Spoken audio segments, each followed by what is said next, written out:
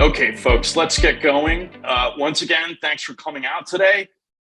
On behalf of myself, Matt Doherty, and Nate Hunt, I want to welcome you to our webinar, Aligning Workplace Violence and Insider Threat Programs.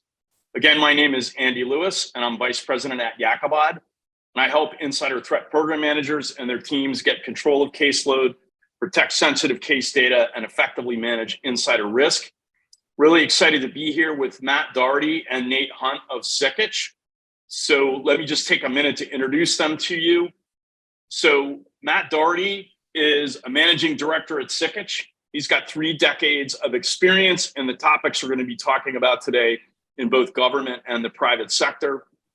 And that includes 21 years in the Secret Service and a stint managing the U.S. Secret Service National Threat Assessment Center. Welcome to the webinar, Matt. Thank you. It's great to be here. So Nate Hunt is with us as well. He's a senior member of the team at Sikich, where he helps clients with workplace violence prevention. Like Matt, Nate has long experience managing high-stakes security risks, and that includes a stint in law enforcement with DHS, where he led security task forces, and they were helping safeguard critical infrastructure and protecting the public from threats. Welcome, Nate. Thank you, Andy. Happy to be here. So folks, as I mentioned, Nate and Matt have extensive backgrounds and experience in workplace violence prevention and insider threat, both in government and industry, and excited to have the opportunity to speak with them today and give you all the benefit of their wisdom. Our goal is simple. We're going to talk about a handful of topics here and hopefully give you guys some insights and some knowledge that you can take back to your programs and your organizations to help you guys reduce risk and address issues effectively. So again, our topic is aligning workplace violence and insider threat programs. We've got 4 different topics we're going to be talking about in detail. You see them here on the agenda slide. We'll talk a little bit about what is workplace violence, how is it defined, how does it relate to insider threat. We'll talk about detecting workplace violence, what are the warning signs, what are prevention strategies, and again, how is that different or similar to insider threat. We'll talk about organizational structure and communication and some of the things that are critical to being effective in regards to working between departments. And then we'll talk about barriers and challenges to implementing successful programs and the human-centric approach as it relates to that. So those are our 4 topics. Also want to mention that Nate and Matt are going to be sharing a couple of case studies from their experience that will help you guys understand some of the points that we're making generically about programs and what they should be doing. So that's our agenda. So Matt and Nate, can you guys just take a few minutes for the audience and explain what is workplace violence in your view, and then also talk about how it relates to insider threat? Absolutely. As far as workplace violence, a lot of lay people not involved in this field consider workplace violence as a co-worker to co-worker, either a threat, a direct threat of physical violence, or an actual fight, if you will, and some with tragic consequences. We key off of the OSHA definition of workplace violence that really expands beyond co-worker to co-worker and expands the definition of threatening behavior. So the OSHA, which is a compliance entity for both the public and private sectors to make a safe workplace. The OSHA definition is any act or threat of violence, physical violence, harassment, intimidation, or other threatening or disruptive behavior that occurs at the worksite. And it ranges from threats and verbal abuse to physical assaults and even homicide. It can affect and involve employees, clients, customers, and visitors. So you can see this expansion by this definition. The safety of employees, customers, visitors, vendors, and the public is a legal responsibility and a moral obligation. Employers, according to, must maintain a place of employment which is free from the recognized hazards that are causing or likely to cause death or serious physical harm. And with that is tied into a duty of care. Duty of care in the workplace, whether it be the public sector or private sector, has several applications regarding businesses and corporations.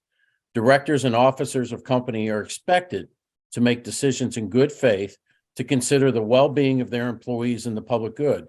And failure to meet this duty is a common cause for liability in such cases as bad drug lawsuits, toxic torts, and other places where a company's actions harm a person or group. And it's important to note that in the Department of Defense, for the first time, they have included, up until recently, they have now included workplace violence as an insider threat category. And why do they do that? Because previous incidents have discerned that the red flags and behaviors of concern can oftentimes be the same or very similar to workplace violence and insider threat. And as a result, programs should be aligned and integrated. We see in companies, if they have an insider threat program, the workplace violence program can be developed using that as a foundation, or vice versa. But as they're aligned and integrated, they should take a more behavioral approach to prevention and focus on interpersonal behaviors beyond digital indicators. We're all about user monitoring, et cetera, and all those digital indicators. But what you really need is a multidisciplinary risk assessment that includes behavioral analysis, and that can help organizational leaders respond to behaviors before they become threats. It's all about prevention and have similar goals and prevent rather than punish.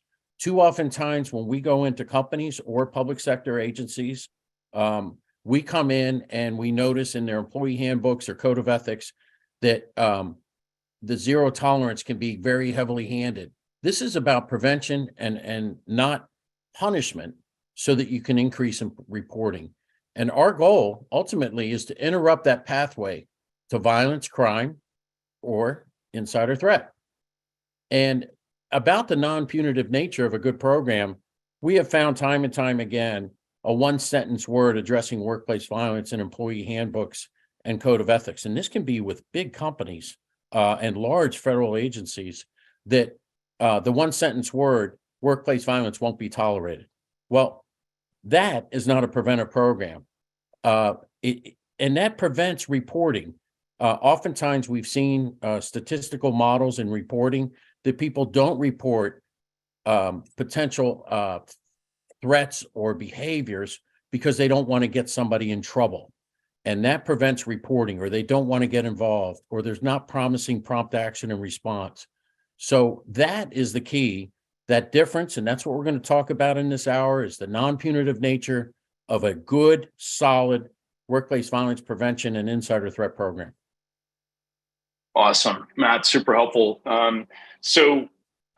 Nate, unless you have any comments, we'll go ahead and get a poll question up here.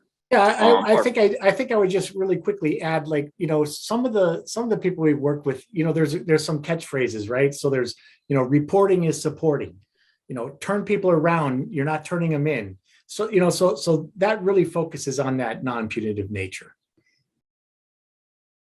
Yeah, excellent. Well, folks, we have a poll question up there. I see everyone's working on answering that. We'll give you another minute or two to get that filled out. The questions are: does your organization have a workplace violence prevention program?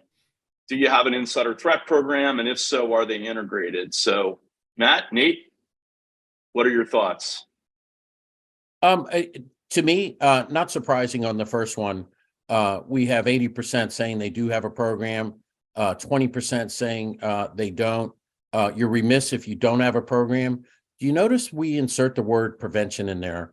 A lot of companies think if they have prompt action response to an incident of workplace violence, an active assailant in the extreme case, for instance, that's a workplace violence program. Those things should be in place, but it's about prevention. Nate, do you have a comment about the insider threat program question? Yeah, actually, the third one, where we're talking about if you have both programs, are they integrated? We see this quite often, and we've seen it before in huge organizations, and we're going to talk a little bit about it like in the DoD later. But as Matt said earlier in the presentation, that there's very similar warning signs and behaviors, and they're not identical, and there's different ways of finding them, and that's where we also will talk about that coming up. But the behavioral aspect of it has so much overlap that there are really some good areas that you can leverage both your workplace violence prevention program and your insider risk methodology, and putting those together makes it much more powerful, I think. Wouldn't you agree, Matt? Absolutely. And as we go into many companies, medium, large companies, small companies, we find that if they do have an insider threat program and workplace violence prevention program, they're usually housed within the same infrastructure, if not a dotted line reporting up into a hierarchical structure, because so many of those warning signs are the same. Companies that have been remiss are the ones that even if they have both programs, that they're stovepipe and they're not sharing information when so many of the warning signs that we'll talk about are overlapping. Awesome. Hey, very helpful. Let's go ahead and with that in mind, get on to our next question. So let's talk about warning signs for workplace violence and what should organizations be looking for to detect and address workplace violence. And then also, in the spirit of the poll question and some of the suggestions you were just making, how are those similar to insider threat? And then how can companies leverage that to their benefit? Well, insider threat and workplace violence concerns and prevention strategies are similar in many ways. You want to prevent that from happening in the first place. And there's overlapping warning signs and behaviors. And initial indicators of workplace violence that we've seen in a study of after action reports on FBI incidents that they track, or OSHA statistics, Department of Labor statistics, they're often similar to insider threat and counterintelligence. One, life stressors. They can, under a lot of stress, whether it be debt and picture a fork in the road, this can escalate into potential workplace violence or escalate into an incident of insider threat. But life stressors such as debt consolidation, illness in the family, going through a divorce, those types of life stressors, not condoning the behavior, but those are some of the early warning signs that we have and indicators. Also, we found that they're grievance collectors. That's an FBI coined term, real or perceived against an organization or individuals. Chronic unsubstantiated complaints are indicators. A victim mindset, blaming others, that persecution mindset, oftentimes is an indicator of either insider threat or workplace violence. And a preoccupation with themes of revenge, not getting promoted, for instance, those types of things. Seeing somebody perhaps younger than you, less experienced, getting promoted. We've all seen that in the demographic workforce. That preoccupation with themes of revenge is often an overlapping indicator. Fascinating. So, Matt, why don't you take a minute and share a case study with everybody that can help illustrate some of the things you've been talking about? Sure. As we develop workplace violence prevention policies and programs and integrate those with insider threat, we also consult on cases. We were called not too far back to provide physical protection for a termination. This was a manufacturing and distribution, very large, nationally known company, and we were asked to provide protection for a termination case. This was on a Tuesday, and they said, well, we want to fire somebody on Friday. To us, that is, hold the phone here. What's the hurry to fire somebody? What are the circumstances? The number one question in a threat assessment is what motivated them to come to your attention in the first place. So I said, well, first of all, why are you firing him? Well, he's been here 10 years. He's had anger management issues. And here's the kicker. And we heard he's bipolar. And right away, that was alarming. They have never been a client of ours before. Does the American Disabilities Act mean anything to this company? Does the fact that most mentally ill people in this country are law-abiding citizens, gainfully employed, successful in their lives? We all have a friend, family, loved one that may suffer from that ailment. And but needless to say, we're a for-profit company and we do have a lot of tactical resources. So we provided some guidance on extending the severance package of this person. They were insisted on firing him on the Friday. And we extended some of the health benefits. I did hire an off-duty security person to be outside the room just in case it did escalate in the personnel action.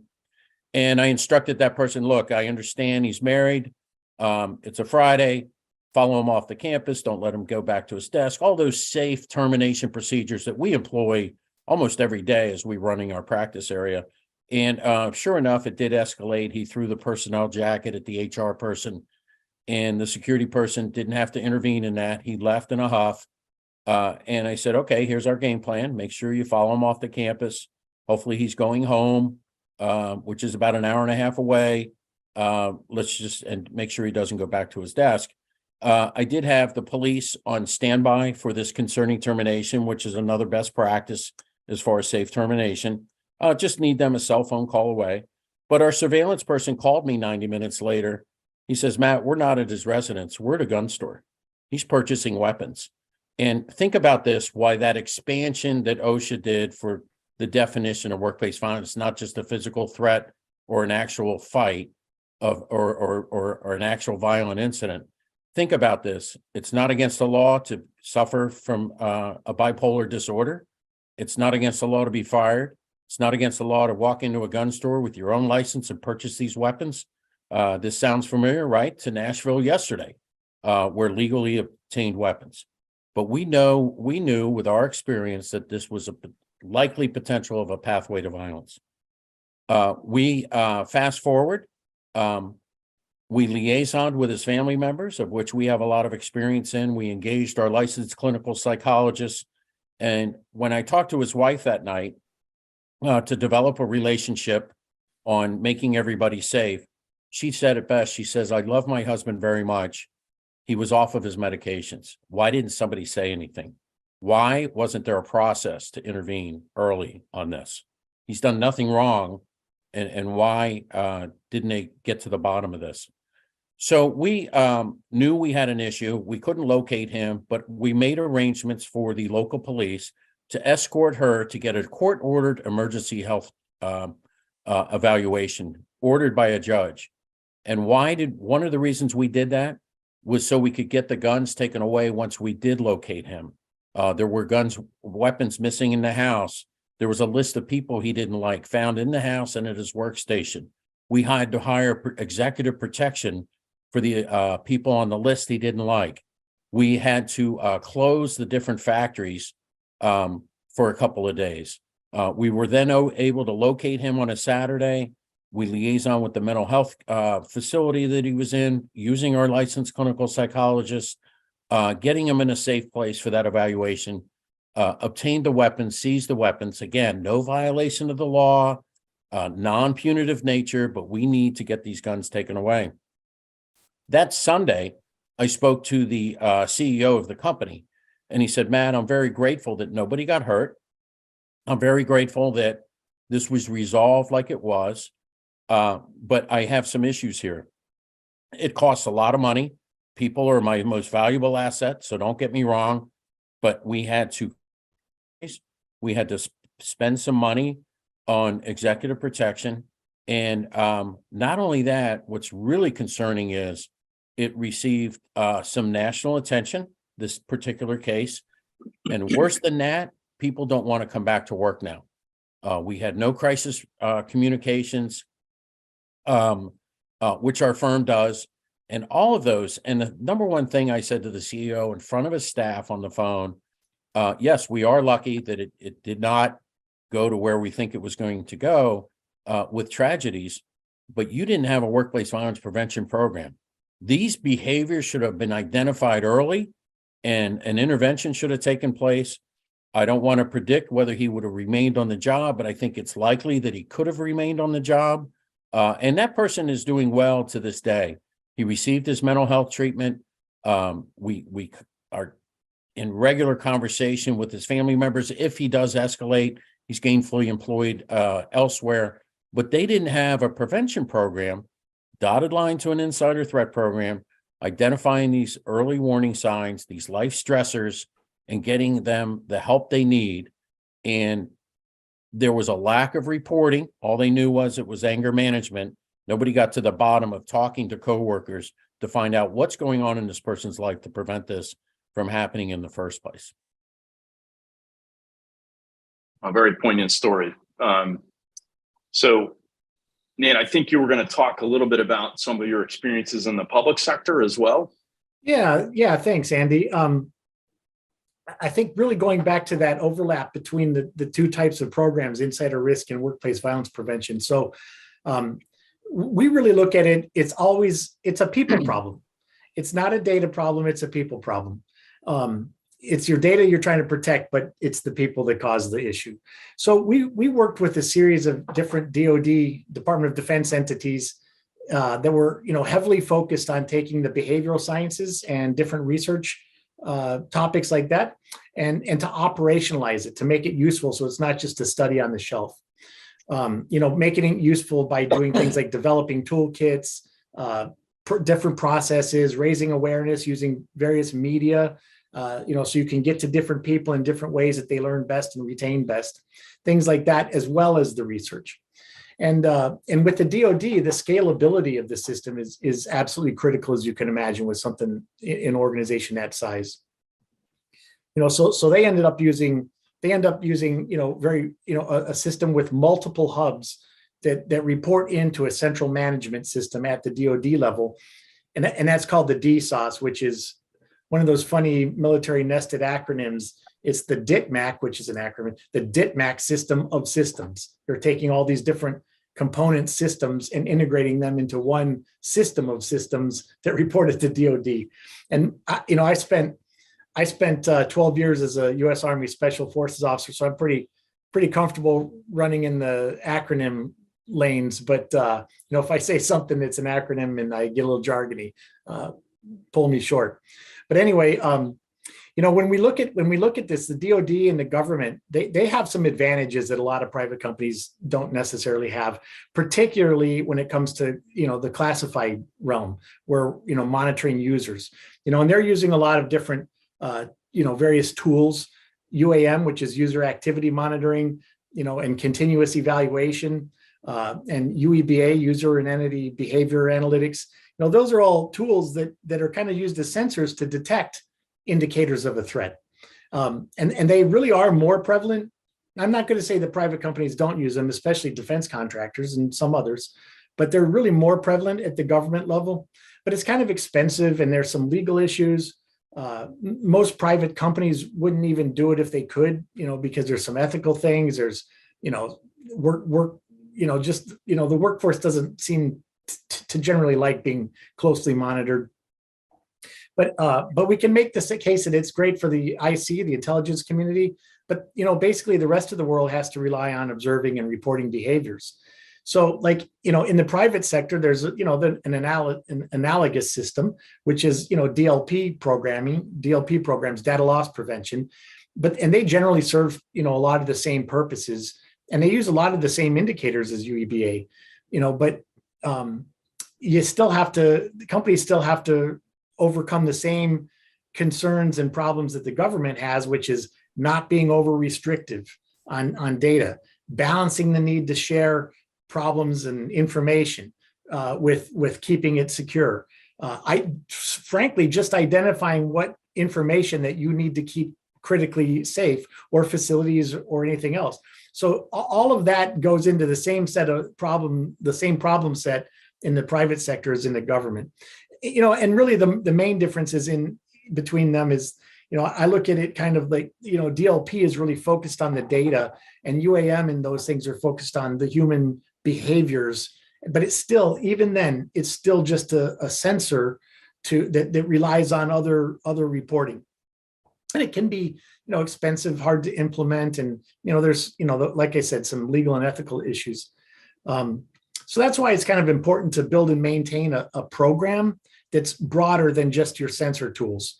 You can't just use a tool and say, okay, we've got a program, we're going to detect these threats, because frankly, you're not. You've got to integrate those behavioral things. So, Andy, any solution to this has to be, a people solution.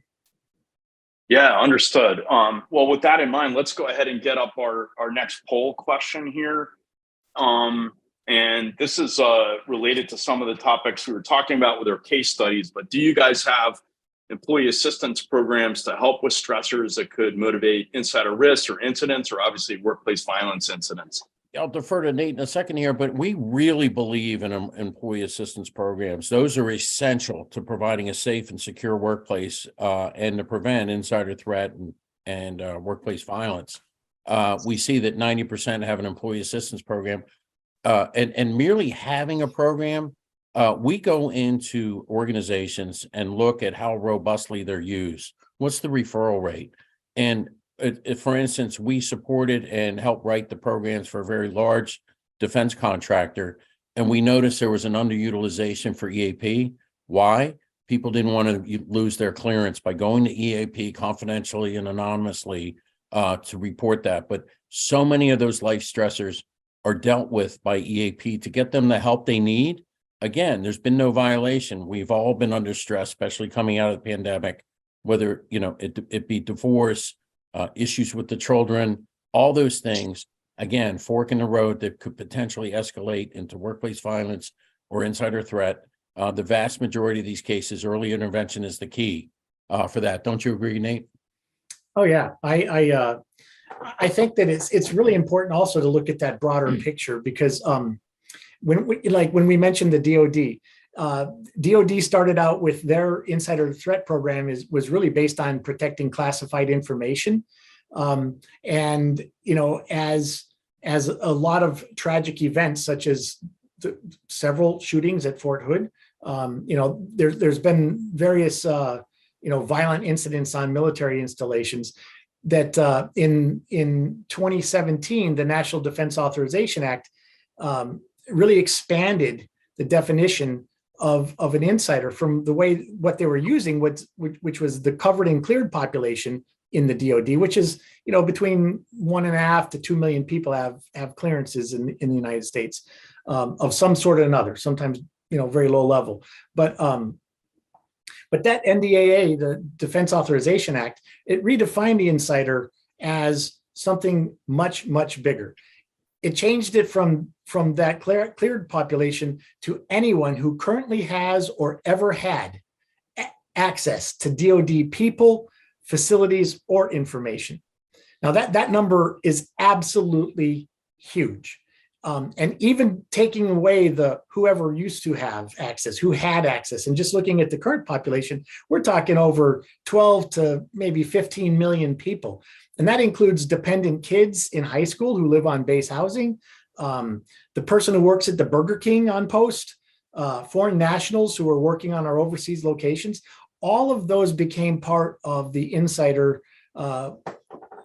ecosystem, I guess, that DoD had to start ingesting information and figuring out, how do we handle these problems? So when we find out that we've got somebody on our installation that is having behavioral concerns and that starts to escalate, what do we do about it? It's not just about the classified information.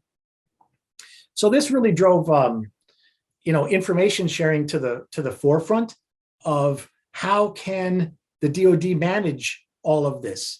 And it really, it's such a big organization that they really had to develop a decentralized model. And I think many of our the attendees today come from organizations large enough that you just can't be a funnel and absorb everything. You've got to decentralize some of your processes, but you still have to funnel or filter, I guess, some of that information back up so that the really critical cases get the attention that they deserve. So anyway, in the DoD, to manage all that in a decentralized model, they went from local unit commands, local job groupings, groups, to the installations, and then to the component hubs, and then to the DoD itself at the DITMAC, which is the Defense Insider Threat Management and Analysis Center. So there's a lot of different models you can do. You can put together from very large to very small, and it all has to be scalable because we all hope to be bigger companies than we are today someday. But I think that would, that discussion about examining the definition of insider threat, kind of brings us to another poll question I think that you've got teed up, right, Andy? Sure. Let's do our poll question number 3. And then let's circle back to that a little more on that siloing topic. So this question is about how are you guys defining insiders? People without access to badges in your facilities, current employees and contractors, only those with access to critical information or facilities, anyone who has knowledge of our operations or information. So You see it kind of run the gamut, still waiting for the results on my screen. You can still see that it runs the gamut. You have 49% people think it's all about people with valid access badges to your facilities. 69% current and contractors, current employees, 18% only those with access to critical information, and 78%, which I like, anyone who has knowledge of our operations or information. It's not just about access badges. Incidents of workplace violence and insider threat can happen from social engineering or an actual perceived threat on the outer perimeter for security, for instance. So it's not just about any one of these. And current employees or contractors, 69%, that's great. But let's look at that OSHA definition. It could be, in addition to employees and contract members, it could be people unassociated with it. It could be a family member. When you have domestic violence and 40% of women killed in the workplace or killed by an intimate partner, these types of issues can be expanded. So I think it'd be great to have a combination of all of them. Don't you think, Nate?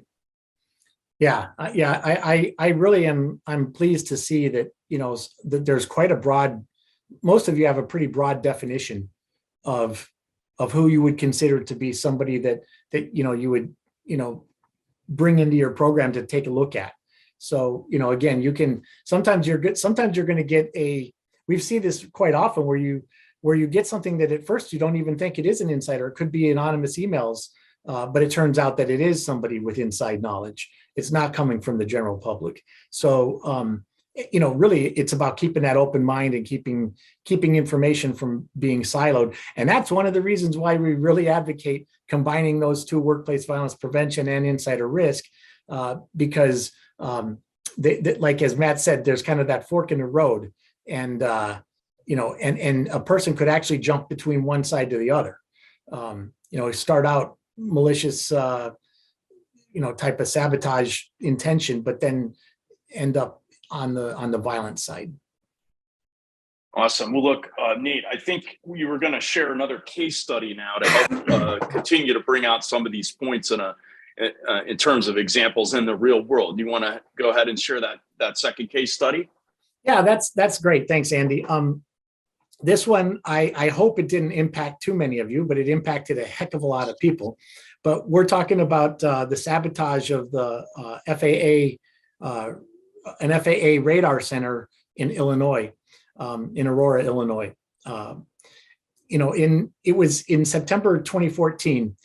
There was a disgruntled FAA contractor, and he was a very, very qualified contractor. He worked for Harris Company, Corporation. He had incredible experience. He had spent time. He had spent an enlistment in the Navy working telecommunications and cryptography in a nuclear sub. So clearly he had gone through quite a lot of background checks in his life.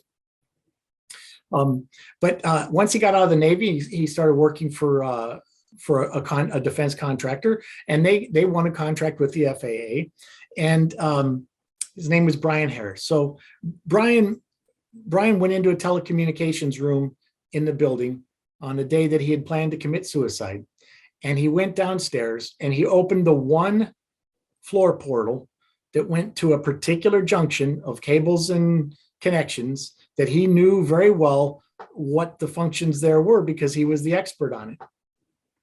What he did was he cut those cables, and then he wrapped them in rags and poured gasoline on them into the well, and he lit it on fire, and then he tried to commit suicide, slit his wrists. And when they actually found him after the fire alarms and he was actually sawing at his throat, actively trying to kill himself. So what happened was all the radars went offline. The FAA and the center was not able to manage nationwide air traffic. They couldn't communicate with aircraft in flight, and it basically shut down U.S. airspace. Anything that was on the ground stayed on the ground. Anything in the air had to be manually recorded. All the radar screens went blank. You can imagine the chaos and the fear factor that was going through all those air traffic controllers. So what happened on that was that facility was offline for almost 3 solid weeks, and it caused countless delays. It significantly disrupted air traffic for the entire country. There was air traffic controllers from all over the country, especially the seasoned ones, the more experienced ones that were, that had experience in doing a lot of this stuff manually. They all had to come to Illinois to manually route aircraft. And honestly, the fact that the FAA even was able to get planes back in the air within a day or so, was really a testament to the skills of their long-term and more experienced controllers, who basically had that experience before everything was computerized. Anyway, Brian Harris, he survived his suicide attempt, and he was, sentenced to 12 years in prison. And during his trial, it came out that, he was suffering from depression and despair, and he had decided to take his own life and get back at his bosses so that they would lose their contract with the FAA. It's kind of interesting because he really didn't think that what he did was going to cause such lasting damage. He kind of thought that it was going to be a 15, 30-minute blackout, which, they would be able to reroute and fix, but it wasn't. It was, there were some unintended consequences even on his part. So he expressed a lot of remorse when he was, during the trial. People, can make of that what they wish, but he really had so many warning signs prior to that event, but they were just handled poorly, and the company that he contracted with, they were actually making things worse. And we see that very often where a company will have maladaptive organizational behavior that exacerbates a problem instead of helps to fix it. So with Brian Harris, he was already suffering from depression. He felt that the government employees were a lot lazier. He was, working so hard, grievance collector, things like that. And then, he was told that, hey, your skills are needed in Hawaii. We're going to transfer you to Hawaii. And at first he was okay with it, and he said yes. But then that untreated or poorly treated depression and anxiety that he was feeling started kicking in. And he finally said, look, I just can't do it. I can't leave my family and friends here. And they basically told him, you're leaving, you're going there, or you're going to get fired. So, he kind of was in that point where he didn't feel that he had a lot to lose anymore. And then, and we see this over and over and over. We've seen it. We just saw it in the shooting in Nashville too. He posted on Facebook that he was planning to kill himself. And some of his, friends and family reported it, but it was the same morning that he was walking into the FAA center, dragging a rollerboard with some gasoline in it. So there really wasn't time for an intervention there. But there had been warning signs before that. And the FAA, his government management, and his contracting manager of the company that he worked for, they weren't notified. Even though one of his friends called the police, but the company wasn't notified. And, as I mentioned before, that poor organizational response, FAA didn't know what was going on in his life. They didn't know what conversations he was having with his HR in the company, so that kind of really brings out that point about a contractor.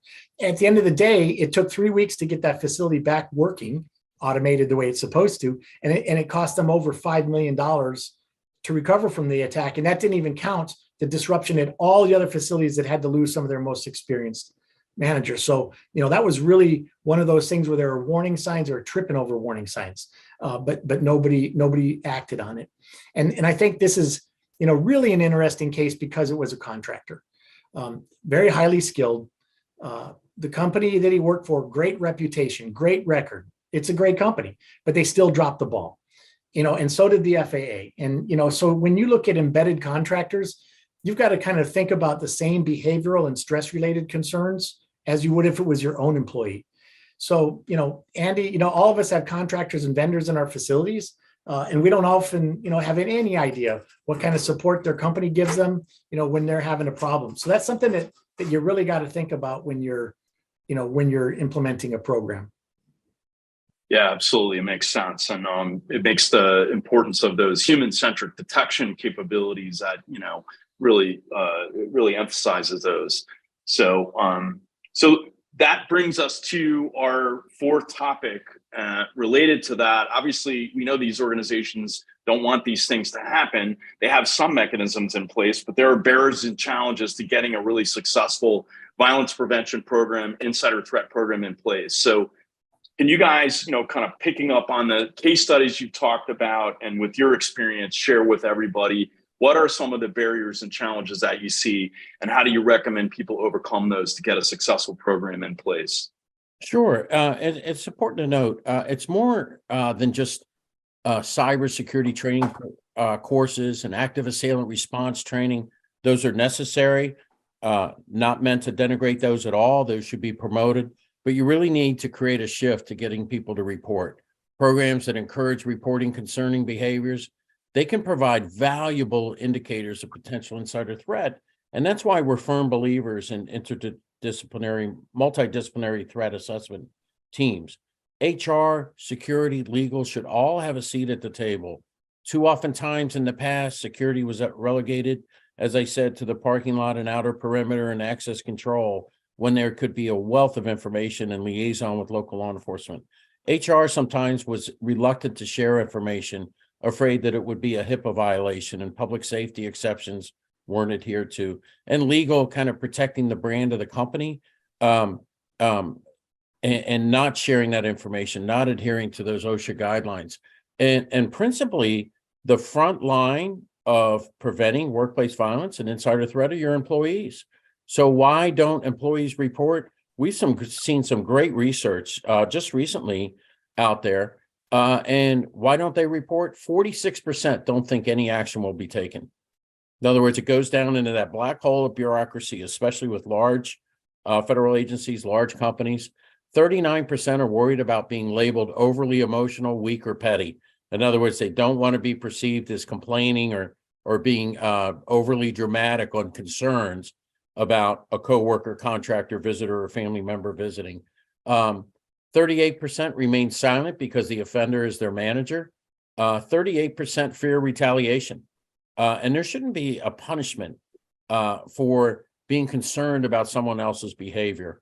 32%, here's an interesting one for our HR colleagues, and we're a member of Society of Human Resource Management. We're well aware of these issues that HR experience. 32% don't trust HR.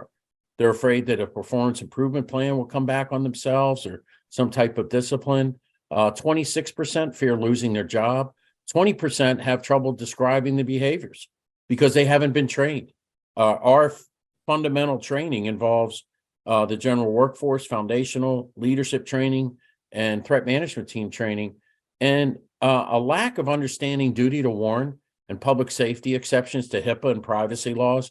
Even the employee assistance programs, that we've applauded, they need to be reminded of their duty to warn if somebody's getting treatment for depression, et cetera. And the punitive nature of zero tolerance policies we could talk about for a while here. Really, zero tolerance, of course, sexual harassment shouldn't be tolerated, nor fights or direct threats, but it goes beyond that. Untreated mental health, people being victims of domestic abuse, with all the workplace violence issues coming. You need to be as transparent as possible with those making the reports and proactive. And you need to overcome those barriers. Report early indicators directly to the insider threat hub is often perceived as over the top, but it's really not. Report those concerns about coworkers if they feel they're helping them in some way. And anonymous reporting, flash news bulletin. Supervisors are not exempt from early indicators, and an employee might be hesitant on reporting those. Many organizations don't have the skill set to conduct threat assessments. What is that? It's not a criminal investigation or an internal. It's really analyzing people of concern who may have the interest, motivation, intention, or capability of causing harm to an organization or persons. It's really threat assessment for insiders is that unique discipline that's needed, requiring a team of individuals to assess a person of concern and determine the scope, intensity, and consequences of a potential threat. And I know Nate, with his vast DoD expertise, would you agree with that, Nate? Yeah, I do. And I would also like to make, a really important factor. There's a really important factor in that human-centric approach, and that is the focus on the prevention side. Using your program to try to move that threshold to the left to get ahead of the timeline, so that whether it's the pathway, the critical path model, the pathway to violence, or some other type of risk such as sabotage or theft of IP, something like that. But one of the tools you can do when you're looking at this is as part of your case management, whether you use a platform like Yakabad, or some other internal mechanism, whatever you use, look at your resolution to your cases. So take a look at your dashboard. If you're seeing that more of your cases are resolved through discipline or termination, then you are entering the discussion about the problem way too late to do an early intervention. You're not turning somebody around right now. You're dealing with a problem. And, so that early reporting, moving that needle to the left is critical, and, another important point comes from, the quote that says, when someone tells you who they are, listen to them, because there's really very often there's significant leakage from individuals, and you need to be listening and watching for that as well. Companies and the government, we all spend a lot of money recruiting, training, hiring, and retaining people, and if they have the knowledge, skills, and abilities that puts them in a position of trust with respect to your IP or other information where you have to be concerned about their risk as an insider, then you need to be focused on how to intervene early before it becomes a disciplinary action or a termination or worse. So you really have to monitor those outcomes, until you can push that needle to the left, if that makes sense. Absolutely. Super, super helpful. Very interesting, gentlemen. So we are getting to the end of our program here. So I just want to let everybody know we got about 10 minutes left.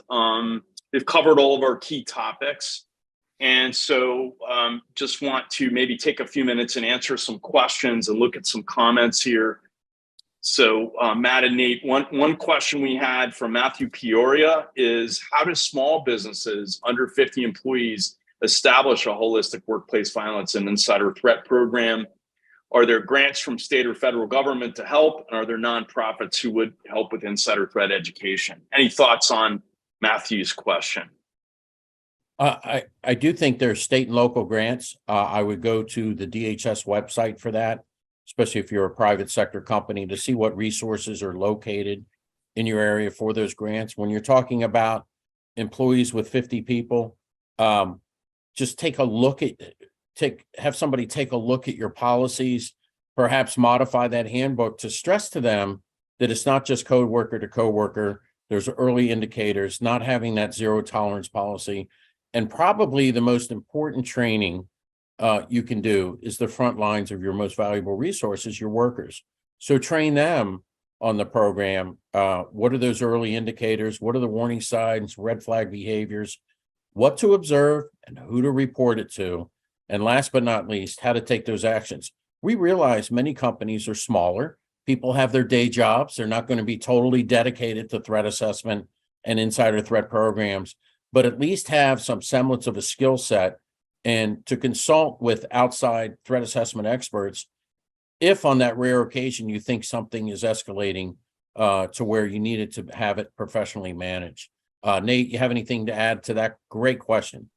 Yeah, absolutely. It's, one of the things when you're a small company, you're faced with both advantages and disadvantages. But one of the advantages you have that is based on your size is it can be, not always, but it can be easier to kind of look at your culture in the company. If you have a company that has a culture of support and has a culture where employees feel valued and they have a mechanism to be heard, then I think you're in the right direction. You still need that training because if you see somebody that's going through a period, not just a bad day or a bad couple of days or even a week, but when you see somebody that's really starting to struggle, having a coworker just ask, hey, how are you? Are you doing okay?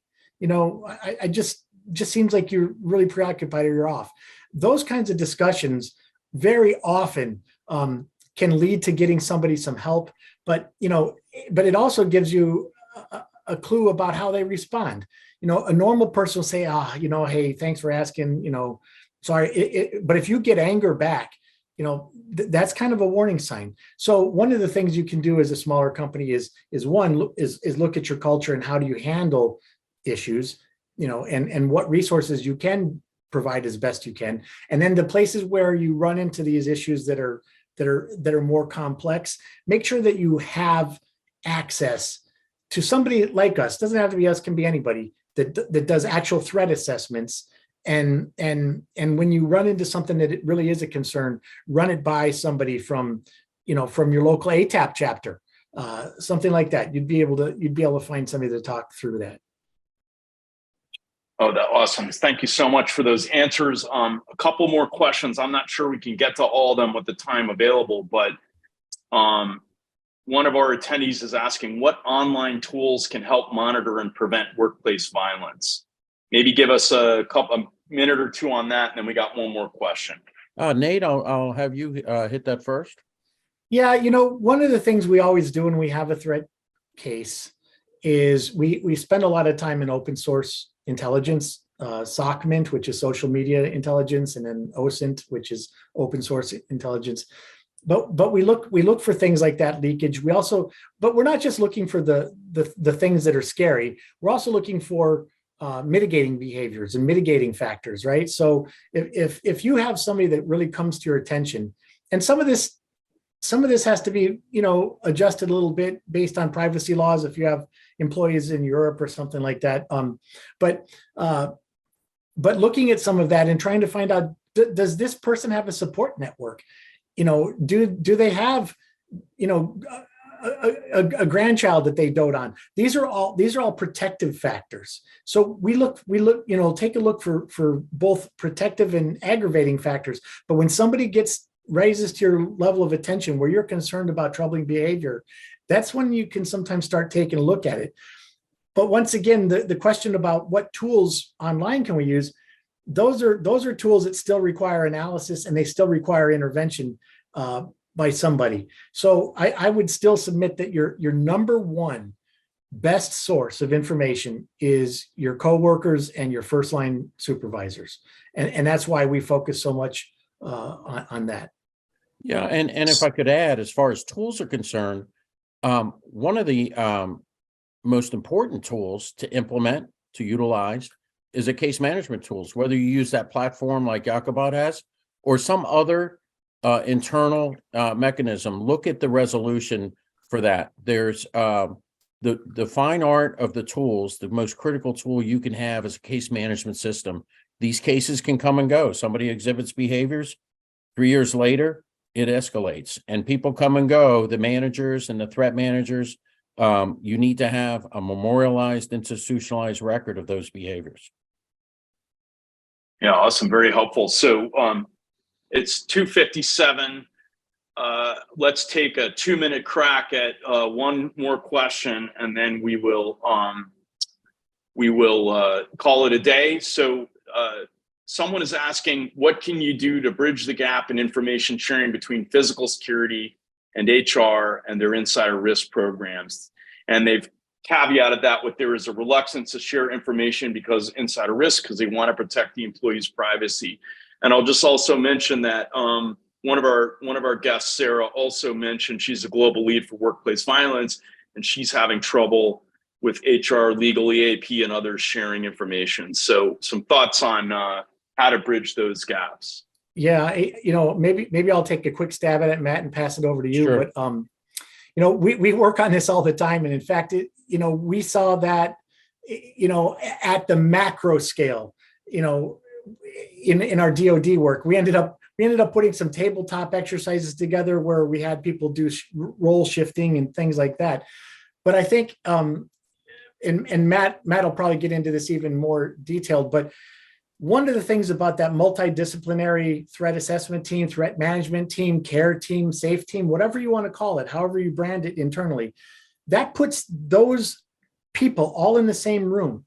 And if you set up a charter that says, hey, we're going to have regular meetings, we're going to talk about this on a regular basis. And not only are we going to talk about our current cases that we are concerned about and actively working, let's also make sure we talk about cases that we've heard on in the news, other things like that. But let's really talk about those things that were borderline that HR didn't bring to us. Not that HR should have. Just like let's figure out what those parameters are. What is the tripwire basically that sets off HR to say, we got to call security on this one? Because frankly, that is a very common issue. So we work on that all the time. Every time we do a needs assessment, every time we develop a program, we work very closely to make sure that you can marry up HR and security, because they really have the same end goal, but just different approaches. And so we have to figure out how everybody can be on the same page. So it's that information sharing. Matt? Yeah, I feel you're paying the workplace violence prevention manager with HR. HR can be your collaborative ally in this. In 2011, ASIS, which is the security directors kind of trade association, if you will, and SHRM, the Society of Human Resource Management, HR has to follow their guidance and standards for best practices. They collaborated on a workplace violence prevention model that to this day is a dog-eared document in our operations to implement. And HR just needs to be trained, and security needs to be trained. What can you share and what can't you do? Sometimes HR, and I'm not saying in your particular case, perceives security as kind of a bull in a china shop without respect for the employee's rights and privacy information. HR needs to know what those public safety exceptions are, how to treat that information, and the wonderful resource that security can provide in liaisoning with local police, finding out what's going on around that person, wonderful investigators. So it's an ongoing issue, and that's why we're here today, to make sure there's a better alliance between those entities, HR, legal, and security, which is really the model for your threat management team and insider threat team. Oh, that's fantastic, guys. I'm just going to throw one more thing out there and then we'll wrap it up, which is that the right system for managing data, if it does a really good job of protecting your sensitive data and making sure that only the people that need to see it can see it, it can really facilitate communication in the ways that Nate and Matt have been talking about. And it can bring down those barriers to information sharing, because not only you have the technology moving the data quickly, but you have the technology protecting the data in such a way that everybody can be comfortable that whatever they share is only going to be accessed by the people who need it and by nobody else. So that's really Yakubad's specialty, coming out of the intelligence community, working with classified data. So I just want to mention that technology can be an aid to this kind of communication that Matt and Nate have been talking about, and you guys have been asking about. So keep that in mind. We're over time here. Thank you so much, everybody, for attending. Really appreciate your coming out today, and hopefully you got some, appreciate all the fantastic insights and wisdom from Matt and Nate. Our contact information was up there a bit. Feel free to reach out to us after the webinar with whatever you may need, any questions, any needs you have. And I did want to finally just mention that we are having a webinar next week, Yakubad, Thursday, April 6th at 1 p.m. And we'll be showing case management and some of the ways it can help implement some of the things that Matt and Nate have talked about today, including secure information sharing across organizations. So if you're interested in that, please come out to our webinar next Thursday, April 6th at 1 p.m.